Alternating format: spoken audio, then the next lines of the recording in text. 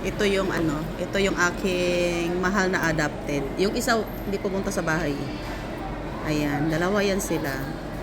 Sabi ko, kapag high school, pupunta pa rin siya sa akin para lagi siya may baon. Basta tutulungan lang niya ako mag-map ng bahay. Diba? Usapan natin yan ha. Ako may makalimutan mo ako ha. Ang aking anak na tamad. Mga tamad to. Wala ka lang sa gawain.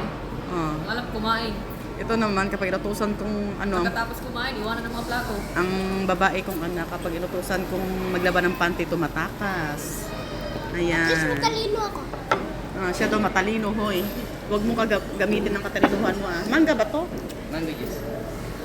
Paano naman yung isa? Hindi mangga shake, mango shake. Mango juice po yung sinabi mo. Mango juice daw ang sinabi ko. Mga di double. Double. Oh my gosh. Mango shake. Ay, magkano nga nito? Magkano nga to? Mura to. 99 or 109, ganun. Oh.